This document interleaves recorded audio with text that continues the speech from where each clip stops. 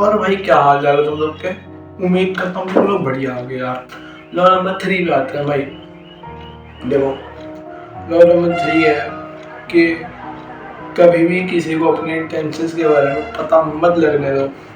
The reason भी कि अगर उस बंदे को हल्की सी भी भनक हो गई ना कि तुम्हारे इंटेंशंस क्या चीज़ों को लेकर, तो चीज़ें खराब होनी चालू हो जाएंगी। अब ये चीज़ आई डोंट थिंक तुमने आंखों से कभी देखी होगी, खुद एक्सपीरियंस करी होगी।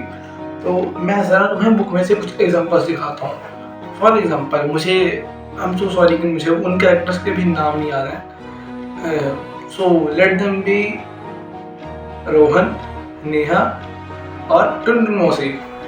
ठीक है, अब मुझे पता ये अजीब से नाम है, लेकिन these are easier to pronounce than वो फ्रेंच नाम। ठीक है, वो फ्रेंच नाम थे तो उन्हें बोलना बहुत मुश्किल है। देखो, टुनटुन मौसी जो थी वो थी अपने टाइम की सबसे बेस्ट सेड्यूसर। वो आंटी थी, ठीक है। और उनमें एक बंदा था रोहन। रोहन भी रहने दो, और टुनटुन मौसी है तो भीम और चुटकी रख लेते हैं। हाँ, तो उनमें एक बंदा था भीम, ठीक है। और भीम था भाई बहुत शाय बंदा, ठीक है। उसे कुछ लड़कियों से बात वगैरह कुछ नहीं करना आता है, वो बस फट्टू सा है, ठीक है। लेकिन वो एक काउंटेस को पसंद करता है जिसका नाम है चुटकी। अब टुनटुन मौसी उसे देखती है कि ये बेचारा चुटकी की तरफ देखता रहता है, इसे चुटकी बजानी है लेकिन नहीं बजा पा रहा है। तो उन्होंने क्या सोचा कि मैं भीम की मदद करूंगी। अब हुआ क्या कि टुनटुन मौसी ने स्टेप बाइज भीम को बताया कि क्या क्या क्या चीज़ें कैसे कैसे करनी है, कैसे कैसे भीम को नहीं, चुटकी को अपने कंट्रोल में, अपने करिश्मा के अंदर लेके आना। तो भीम ने भी वैसे ही करता गया भाई। वो पहले टुनटुन मौसी ने उसे बताया कि भाई तो ऐसा कर कि उससे थोड़ी थोड़ी बात कर, और फिर जब कहीं तू मिले तो अपने आसपास ना कुछ लड़कियां रखी हो, जैसे इंदुमती वगैरह ले जा।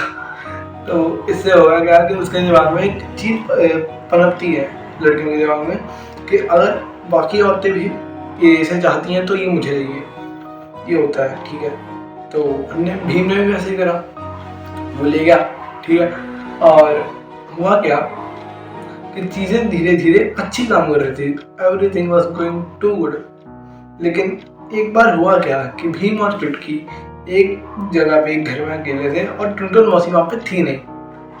अब भीम को मची चुल में लौंडे ने क्या कर दिया कि चुटकी को सब कुछ बता दिया कि मैं तेरे लिए जो भी कर रहा हूँ ये इसलिए कर रहा हूँ क्योंकि मैं तुझे पसंद करता हूँ। और वो सारा जादू जो भीम ने सेट कर रखा था टुनटुन मौसी की हेल्प से, वो सारा टूट जाता है, ठीक है। क्योंकि भाई चुटकी ने तो उसे एक और ही नजर से देखा था पहले, लेकिन ये जो रूप उसने दिखाया ये बहुत अलग था, ठीक है, गिरे हुए बंदे का था।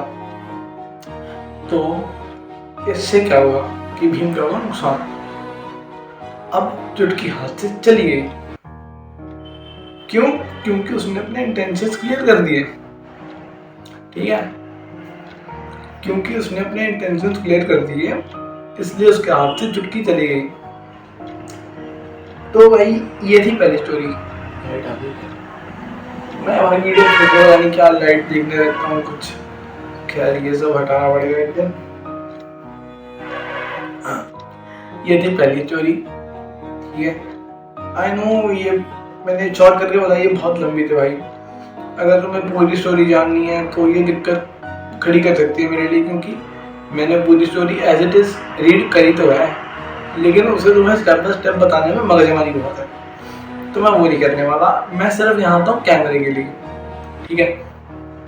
तो ये थी पहली स्टोरी, और अब आती है सेकंड वाली पे। सेकंड वाली स्टोरी ये है कि भाई तुमने ना ऑटोवन में स्मार्ट का नाम सुना होगा। हाँ, 10वीं में सबने सुना है भाई, हिस्ट्री में था भाई बंदे का नाम, बहुत बढ़िया बंदा था वो। तो जर्मनी वाले ना प्रूशिया के अगेंस्ट जो है वॉर करना चाहते थे, और they wanted unification of Germany. उसके लिए एक मिनट, रशिया था, ऑस्ट्रिया था, कुछ तो था भाई, इसके हमने और करनी थी, तो और यूनिफिकेशन करवा ली थी हमने अपनी। तो हुआ क्या कि ऑटोमन बिस्मार्क जो था वो था जनरल, ठीक है, आर्मी जनरल।